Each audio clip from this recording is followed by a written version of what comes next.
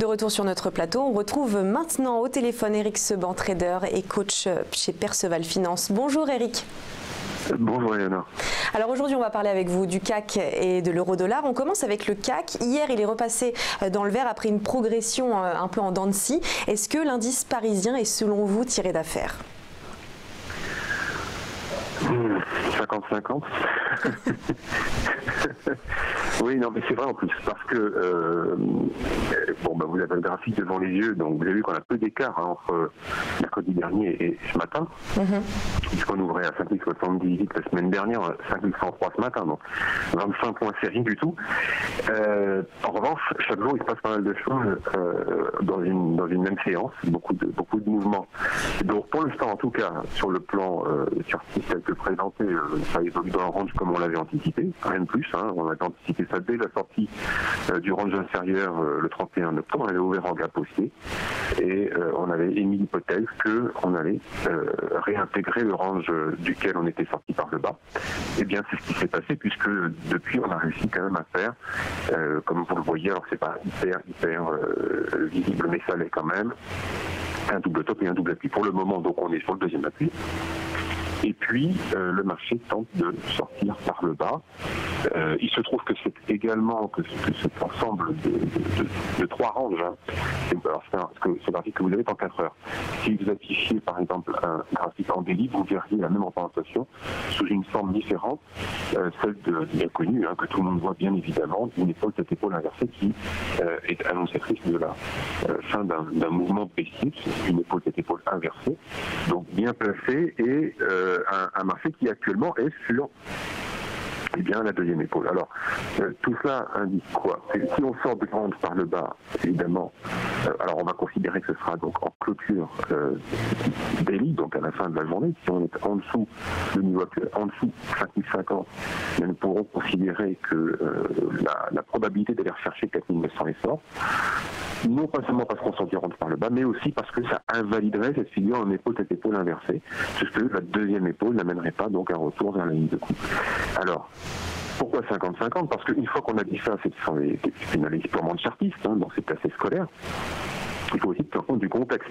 Et le contexte, parfois, il est difficile à analyser. En l'occurrence, ici, tout le monde voit bien que le marché erre un peu au gré des nouvelles et que finalement, on est un petit peu toujours et encore suspendu au cas anglais et italien. Donc, pour le moment, on voit bien que chaque annonce amène des mouvements. Mais dans l'ensemble, on a quand même encore moins d'hésitation qu'avant. C'est-à-dire qu'on n'en avait déjà pas beaucoup à court moyen terme. Alors là, maintenant, avec justement ces deux dossiers, on a de moins en moins. Donc on a finalement beaucoup d'hésitation. Les opérateurs sont très hésitants puisqu'ils n'ont pas de visibilité et tout peut se produire. Et d'ailleurs, tout se produit.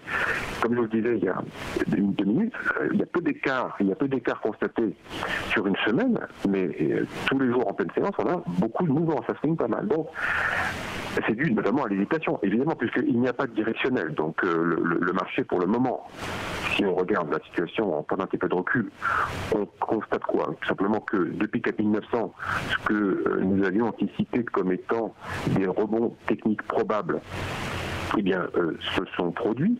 Il est maintenant bien confirmé que ces rebonds n'étaient que techniques et que ça n'était pas un retournement de tendance. Donc, il a été maintenant démontré que la stratégie qui prévalait, à savoir vendre des rebonds du marché, est celle qui a fonctionné le mieux jusqu'à présent, et que pour le moment encore, la tendance baissière n'est toujours pas infirmée, elle prévaut toujours, et que si demain, on se réveille avec un marché à 5020, en tout cas, si ce soir on casse en clôture 5050, ça ne fera qu'une continuation du mouvement baissier en cours. Donc rien de très nouveau, l'hésitation prédomine. Bon, ok, très bien, maintenant on est un petit peu habitué, ça fait des semaines que ça dure. Il faut avoir la capacité à adapter son trading en fonction de ce contexte, parce que la lecture graphique, tout le monde la voit. Donc quand tout le monde voit les choses, ça ne prend pas les gens par surprise, et donc par conséquent, tout le monde se prépare. Donc tout le monde se prépare comme comme dans les livres, il est peu probable que ça donne des résultats escomptés. Donc, ce qu'il faut garder en tête, c'est le sens baissier non affirmé, la volatilité en intraday qui amène souvent à devoir gérer des positions contraires à la position de fond, c'est-à-dire que les mouvements de rebond vous amènent à être donc en divergence avec le sens de fond qui est baissier. Donc, il faut avoir la possibilité de continuer à être relativement systématique pour ne pas se faire avoir par l'hésitation ambiante et continuer à travailler, donc être systématique, avoir une stratégie bien établie et être aussi, par la taille de cette position, bien préparé à des mouvements contraires potentiels dans la journée, parce que ça va même assez vite, hein. Vous le voyez, c'est tous les jours. Tous les jours, vous avez des mouvements de 40-50 points, et puis ça repart dans l'autre sens. À un autre moment de la journée pour finalement parfois refaire encore le chemin dans le sens inverse. Donc il faut être bien clair sur ce que l'on fait et être bien évidemment préparé à devoir dans la journée passer des moments plus ou moins difficiles en fonction de la préparation qu'on a eue. C'est une période très particulière.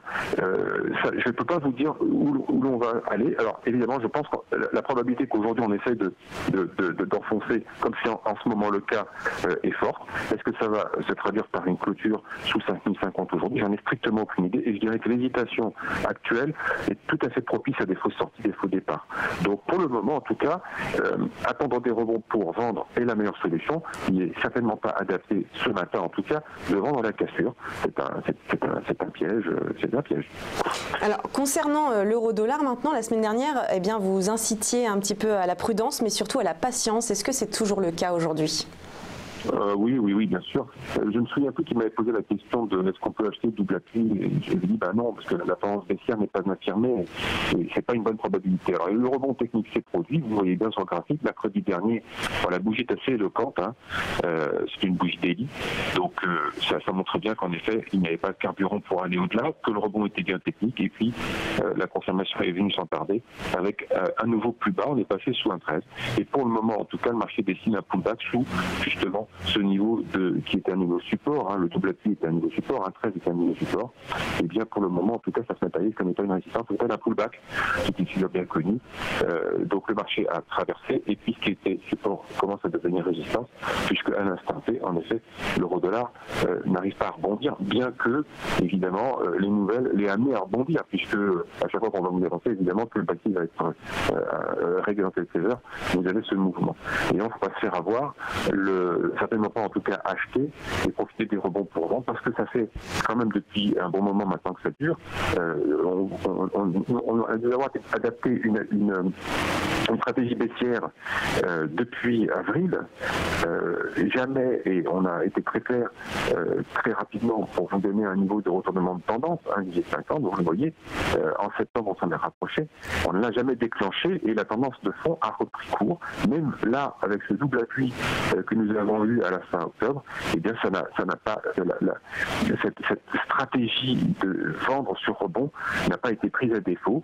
Donc comme l'année dernière où on était dès le départ, enfin dès la fin du premier trimestre, acheteur sur l'euro-dollar, on a fait vraiment carton plein sur toute l'année parce qu'il y avait du directionnel, et bien ça laissait la même chose. On a sur le service du trade du jour par exemple, notamment sur le service de l'euro-dollar, un taux de réussite énorme. Alors évidemment c'est assez peu représentatif sur le très long terme, parce que le marché n'est pas toujours directionnel, au contraire. Dans les livres, on explique que justement le marché est assez peu directionnel 80% du temps. Mais en tout cas, pour l'instant, il y a des directionnels, donc ça nous permet de travailler, puisque c'est ce qu'on aime faire. Et pour l'instant, en tout cas, le marché nous montre que la tendance baissière n'est toujours pas infirmée. Le niveau de retournement de tendance à la hausse est toujours le même, 1,1850. Si évidemment on prend un petit peu plus de pente, un peu plus d'amplitude, il faudra le revoir sans doute au-dessus de 1,16, 1,15, on verra. On verra de quelle manière ça se fait, à quelle vitesse et avec quelle stabilisation.